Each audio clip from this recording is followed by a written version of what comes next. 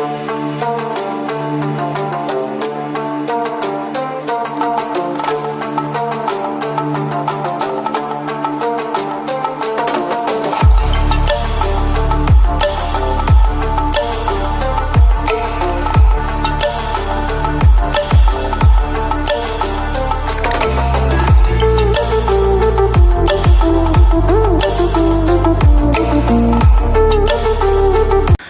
Everyone, हम अपने chapter को कंटिन्यू करते हैं और चैप्टर हमारा जो कॉस्ट चल रहा था और कॉस्ट के अंदर हमने डिफरेंट टाइप ऑफ कॉस्ट पढ़ ली थी। हमने अकाउंटिंग कॉस्ट पढ़ी थी, हमने इकोनॉमिक कॉस्ट पढ़ी थी, हमने रियल कॉस्ट पढ़ी थी, हमने जो है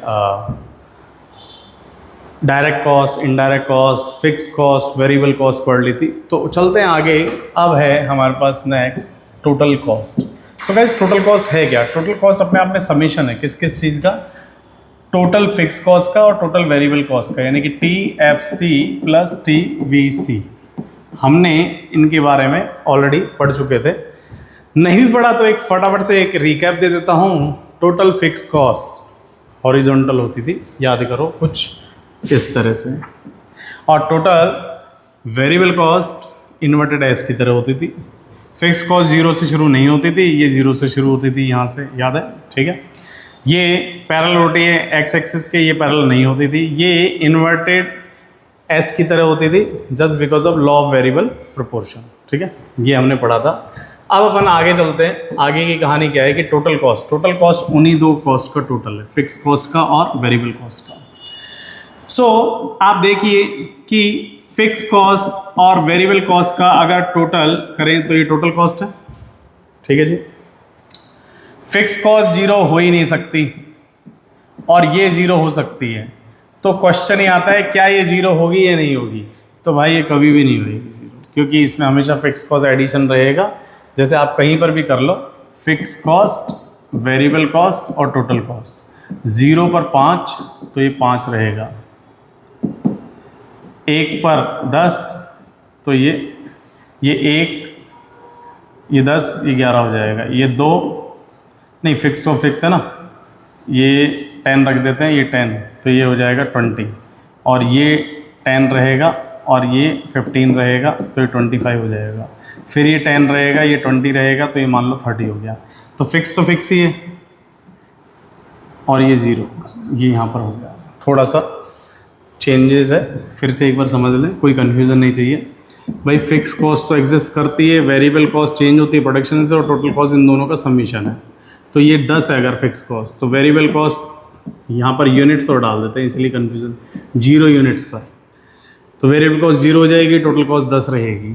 अगर 1 यूनिट का प्रोडक्शन हो रहा है तो ये 10 तो रहेगा ही रहेगा, और यहाँ पर मान लो ये 10 है तो ये 20 हो जाएगा।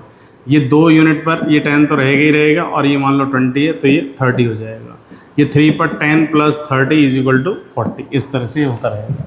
तो पॉइंट इज दैट कि टोटल कॉस्ट कभी 0 हो सकती है क्या? कभी भी नहीं हो सकती। तो total cost can be higher than the TFC and TVC। हाँ सही है। In long term TC and TVC both are same due to absence of TFC। So long term की अपन बाद में बात करेंगे, फिलहाल अपन शॉर्ट टर्म की देख लेते हैं। लॉन्ग टर्म में TC स्टार्ट हो सकती है 0 से, ये आपको अभी अपन बताते हैं। TFC is known as indirect cost and overhead cost. Fix cost को अपन कह रहे हैं। TVC को अपन डायरेक्ट कॉस्ट और प्राइम कॉस्ट भी कहते हैं। Shape of TC is also inverted S. तो एक बात बताइए, यहाँ पर देखिए, ये मेरी फिक्स कॉस्ट है, ये मेरी टोटल वेरिएबल कॉस्ट है। अब मुझे इन दोनों का समीशन चाहिए, तो ऑब्वियसली ये ऐसे ही होगा, यानी कि TC।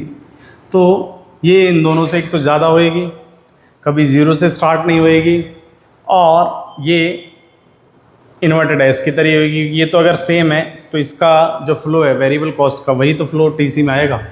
तो हमको ये ध्यान रखना है कि TC का शेप भी इन्वर्टेड एस होता है, यानी कि वेरिएबल कॉस्ट का शेप भी इन्वर्टेड एस है और टोटल कॉस्ट का शेप भी इन्वर्टेड एस है। ठीक है, और दोनों के रीज़न क्या होंगे? Due to law of variable proportion. देखो यहाँ पर लिखा है।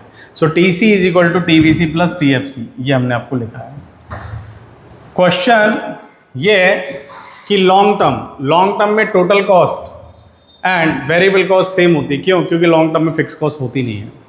अगर एक बात बताइए, फिक्स कॉस्ट ये नहीं है, सो वेरिएबल कॉस्ट है, तो वेरिएबल कॉस्ट ही तो क्या बन जाएगी, वही तो टोटल कॉस्ट बनेगी। कब? लॉन्ग टर्म में। तो लॉन्ग टर्म में ये सेम होती है। In the long term TC can not start, TC can start from zero. जब भाई फिक्स कॉस्ट है ही नहीं, तो वेरिएबल कॉस्ट अगर जीरो से स्टार्ट होएगी तो टोटल कॉस्ट भी जीरो से स्टार्ट होएगी। तो सिंपल सा फंडा है। आपको एक ही चीज़ याद रखनी है, लॉन्ग टर्म में फिक्स कॉस्ट नहीं होती, अपने आप आपका सोल्यूशन हो जाएगा। ये ग्राफ देखिए जो हमने आपको अभी एक्सप्लेन किया था, ग्राफ प्रोडक्शन ये रहा, फिक्स कॉस्ट ये रही, वेरिएबल कॉस्ट ये रही, और टोटल कॉस्ट यहाँ से स्टार्ट है क्योंकि इसमें इंक्लूडिंग है। आपको अगर मान लो कि टेबल बनाने का मन हो तो मैं आपकी टेबल भी बनवा देता हूँ। यहाँ पर अपन लोग यूनिट्स डाल देते हैं, यहाँ पर अपन लोग फिक्स कॉस्ट लिख देते हैं, यहाँ पर अपन लोग टोटल कॉस्ट लिख देते हैं, और यहाँ पर अपन टोटल कॉस्ट क्यों, वेरिएबल कॉस्ट लिखेंगे भैया, और यहाँ पर अपन टोटल कॉस्ट लिखेंगे 0 1 2 3 4 5। ठीक है, 0 पर 10 10 10 10 10 10, इस तरह से 10 10 रहेगा। सो वेरिएबल कॉस्ट 0 यूनिट पर 0 रहेगी, टोटल कॉस्ट ये अगर मान लो 2 रहती है तो ये 12, ये अगर मान लो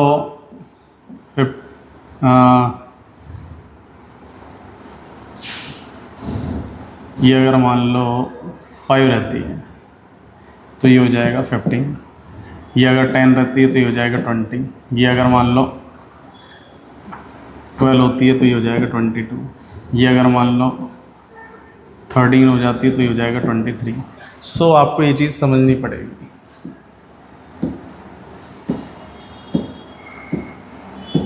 ठीक है, सो यूनिट क्या, यूनिट बढ़ती रहेगी, फिक्स कॉस्ट फिक्स ही रहेगी, वेरिएबल कॉस्ट बढ़ती रहेगी। और वेरिएबल कॉस्ट का जो चेंजेस है, देखो यहाँ कितना चेंज आया, 2 का, ये भी 2 का, ये कितना चेंज आया, 3 का, ये 3 का, ये कितना आया, ये 5 का, ये 5 का, ये 2 का, ये 2 का, ये 1 का, ये 1 का। तो जो इसमें चेंज आया वही इसी में आया, इसीलिए जो वेरिएबल कॉस्ट का शेप है वही तो टोटल कॉस्ट का शेप है। तो ये चीज़ आपको समझनी पड़ेगी। ठीक है,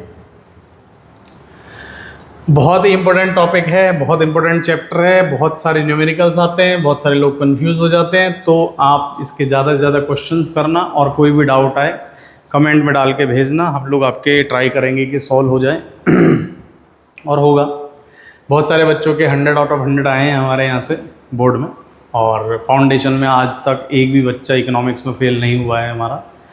सो आपको एक्सपीरियंस टीचिंग दी जा रही है, और नोट्स भी आपको प्रोवाइड करा देंगे। अगर आप जो गिवन नंबर पर आप बताएंगे तो आपको नोट्स अवेलेबल हो जाएगा। So next is marginal cost. Marginal cost क्या है? मार्जिनल जब भी आ जाता है तो मार्जिनल का मतलब ही डेल्टा हो जाता है। डेल्टा मतलब change, change in the total cost due to change in the additional unit of production. In other words, cost of an additional unit is known as marginal cost. बहुत simple सा फंडा है भाई। 4 unit पर total cost है 20, 5 unit पर total cost है 24। अब कोई आपसे पूछे 5th यूनिट पे कितना चेंज, तो भाई देखो 4 यूनिट पर 20, 5 यूनिट पर 24, तो इनका चेंज 4 यूनिट्स। बोलो हाँ या ना? I hope clear. सो ये यहीं पर ये मार्जिनल कॉस्ट MC कहते हैं इसको, delta TC upon delta Q, यानी कि टोटल कॉस्ट में कितना चेंज है डिवाइड बाई उसकी क्वांटिटी में, और delta TVC upon delta Q से ये हो जाता है। ठीक है, अब आपको यहाँ पर ये समझना पड़ेगा कि इसका एक तो ग्राफ, पहले तो ये अपन ग्राफ देख लेते हैं। जो मार्जिनल कॉस्ट है ये थोड़ा सा कंप्लीट नहीं है, तो मैं एक बार बता देता हूँ कि मार्जिनल कॉस्ट का जो वो होता है शेप, वो U होता है। तो अपन को ये समझना पड़ेगा, इसको हमको U शेप ही देना है। अगर आपने U शेप नहीं दी तो आगे चल के हम जब वो करेंगे, मार्केट वगैरह के चैप्टर करेंगे, तो आपको दिक्कत आएगी। सो मार्जिनल कॉस्ट हमेशा U शेप होता है। ठीक है, फिर आता है अपन AFC, average fixed cost. Average fix cost को समझने के लिए आपको ये चीज़ समझनी पड़ेगी कि भैया फिक्स कॉस्ट में जब अपन क्वांटिटी का डिवाइड कर देंगे तो एवरेज आ जाएगा। फिक्स कॉस्ट में जब अपन क्वांटिटी का डिवाइड कर देंगे तो हमारे पास क्या आ जाएगा, फिक्स आ जाएगा. So we receive AFC when TFC is divided by the quantity. देखो लिखा भी है. And it is always decline and make the shape of L. ये L शेप बनाता है. Never touch any axis and can not be U shape. तो ये ध्यान रखना, ऐसा कौन सा कर्व जो कभी U शेप नहीं होता, तो ध्यान रखना ये AFC होता है, ये हमेशा L शेप का होता है. ये एक बार गिरता है तो बस फिर गिरता चला जाता है और लास्ट में कांस्टेंट हो जाता है. So it is known as parabolic hyperbola. इसको पैराबोलिक हाइपरबोला की प्रॉपर्टी भी दी गई है. क्यों? क्योंकि पैराबोलिक हाइपरबोला का मतलब ही होता है कि जब area of two rectangle is equal, तो इस रेक्टेंगल को A दे देते हैं, इस रेक्टेंगल को B दे देते हैं, दोनों का एरिया हमेशा इक्वल आएगा. When area of two rectangles are equal, ये देखो हमने लिखा भी है यहाँ पर. तो आई होप ये आपका क्लियर हो गया होगा. ठीक है, ये L शेप होता है. ये मैंने आपको कुछ करेक्शन कराई थी, ये U शेप है MC. ठीक है, ताकि आपको आगे दिक्कत नहीं आए. फिर आते हैं हम लोग आगे एवरेज वेरिएबल कॉस्ट पर. ठीक है, एवरेज वेरिएबल कॉस्ट पर आने के लिए हमको ये चीज़ समझनी पड़ेगी. AVC sorry. सो जब एवरेज फिक्स कॉस्ट था तो हमने fix cost divide by quantity कर लिया था, और जब वेरिएबल कॉस्ट की बात आएगी तो variable cost divide by quantity हो जाएगा. से यस और नो? तो ध्यान रखना, variable cost divide by quantity AVC और fix cost divide by quantity AFC. अब ये यहाँ पर T लगा दो, यहाँ T लगा तो कोई फ़र्क नहीं. तो ऐसे ही अगर कोई आपसे अगर पूछे एक क्वेश्चन कि AC कैसे निकलेगा, तो ध्यान रखना TC अपॉन Q. जिस भी चीज़ का एवरेज चाहिए हमेशा उसकी क्वांटिटी का डिवाइड कर दो. यानी कि टोटल में जब क्वांटिटी का डिवाइड करते हैं तो एवरेज आता है. एवरेज वेरिएबल कॉस्ट तो variable cost divide by quantity, average fix cost तो fix cost divide by quantity, और एवरेज कॉस्ट तो मतलब total cost divide by quantity. ठीक है, क्लियर है? So when TVC is divided by the Q is, यानी Q बोले तो quantity is called by AVC and it is also U shape. तो ध्यान रखना इसकी भी शेप भैया U है. तो U किस किस की शेप है अभी तक हम देख लेते हैं. भाई एक तो AVC की है, एक MC की है, एक हम आगे पढ़ेंगे AC की है. 3 की U शेप होती है. इन्वर्टेड एज किस किस का होता है? A किसका होता है इन्वर्टेड एज? TC का, टोटल कॉस्ट का, और TVC का, 2 का. हॉरिजॉन्टल पैरेलल किसका होता है? फिक्स कॉस्ट का. L किसका होता है? एवरेज फिक्स कॉस्ट का.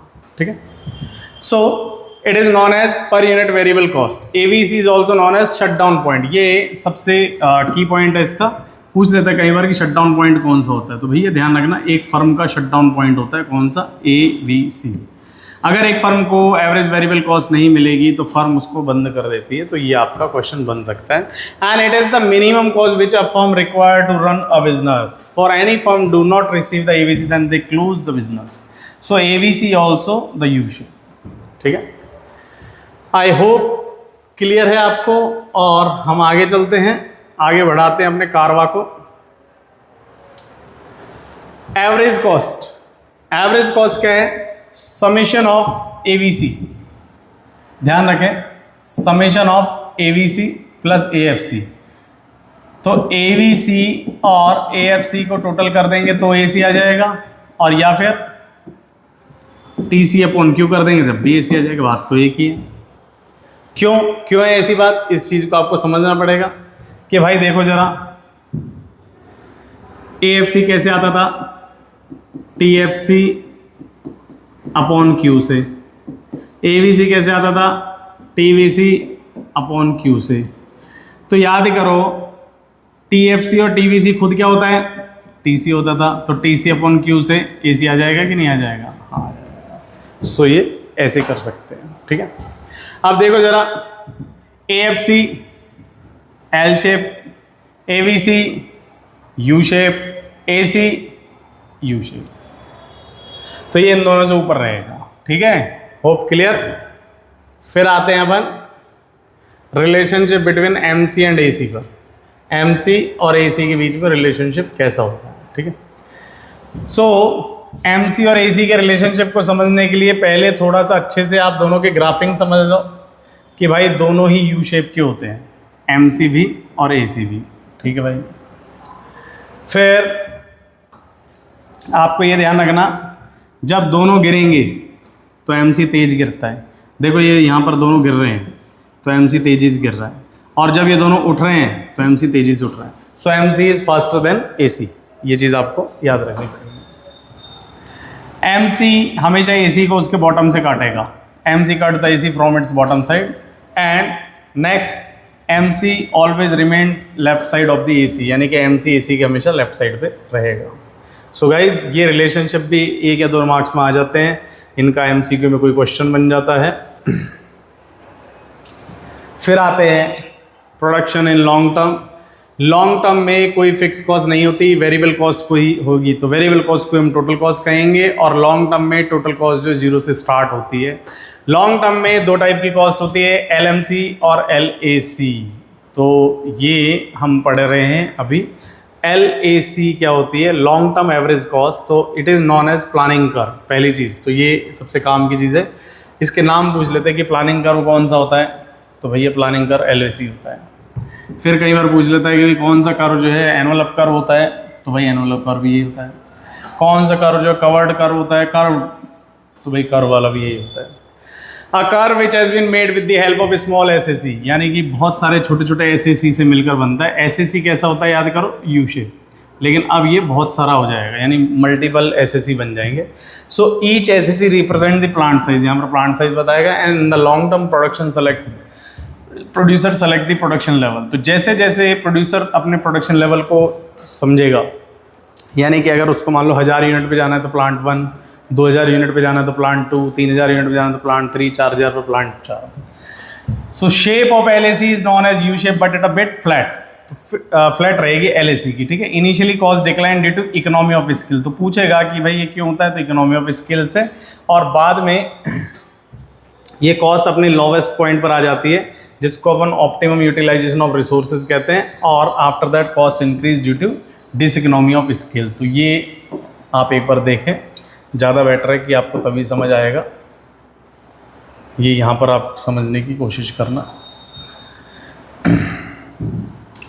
पहली बात तो ये समझिए कि ये वाला पकड़ लीजिए आप,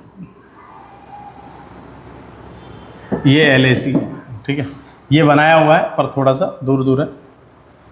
ये SAC है, प्लांट 1 हो गया, ये प्लांट 2 हो गया, प्लांट 3 हो गया। ये अपनी कॉस्ट चल रही है, ठीक है। ये कॉस्ट और ये प्रोडक्शन हो गया। अब कॉस्ट और प्रोडक्शन जो अपना चल रहा है उसको आपको समझना पड़ेगा कि देखिए, अगर प्रोडक्शन इस लेवल तक का है, मैं एक बार सारा मिटा के देख भी लेते हैं। अगर प्रोडक्शन मान लो इस लेवल तक का है,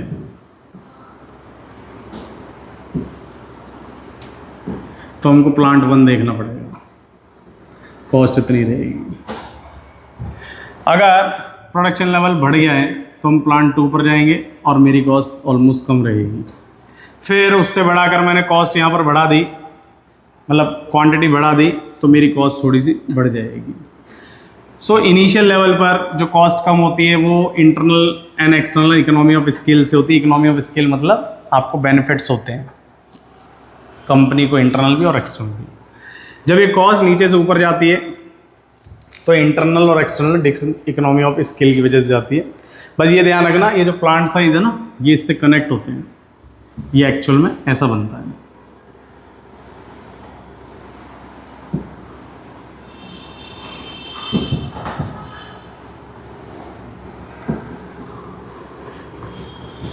ये जो PPT का काम है हम हमारे असिस्टेंट को देते, तो कई बार टाइम नहीं मिलता हमें देखने का, तो उस वजह से ये प्लांट 1 है, ये प्लांट 2 है, ये प्लांट 3 है और ये प्लांट 4 है। तो ये आपको ध्यान रखना कनेक्टेड होती है। यहाँ पर इतनी कॉस्ट है, इस प्लांट के लिए कॉस्ट इतनी है, इस प्लांट की कॉस्ट कम है और इस प्लांट की कॉस्ट बढ़ गई। सो इनिशियली जो कम होती है वो इकोनॉमी ऑफ स्केल से होती है और बाद में जो बढ़ती है वो डिसइकोनॉमी ऑफ स्केल से होती है। ये चीज़ हमको समझनी पड़ेगी। फिर आता है long term marginal cost. When change in LTC is divided by the quantity, change in quantity, जब LMC की यानी कि delta LTC upon delta Q में अपन करते हैं तो we receive the LMC, it is also U shape but it bit flat. ये एक्चुअली यू शेप होती है, बट मॉडर्न थ्योरी के अंदर, मॉडर्न टेक्नोलॉजी में कॉस्ट जब मिनिमाइज हो जाती है तो उसको फिर है ना टेक्नोलॉजी रिवोल्यूशन की वजह से उसको ऊपर बढ़ने ही नहीं दिया जाता है, तो ये इसको यहीं पर ही रखा जाता है। ठीक है, ये चीज़, तो ये एल शेप की कह सकते हैं मॉडर्न। ठीक है, so this is all about cost. Chapter complete हो चुका है। आपके कोई भी डाउट हो आप कमेंट करके भेज सकते हैं, आप अपने फ्रेंड के साथ शेयर कर सकते हैं वीडियो, जहाँ भी आपको लगता है जिनको इकोनॉमिक्स में वीकनेस लगती है वहाँ ही भेज सकते हैं। Thank you so much.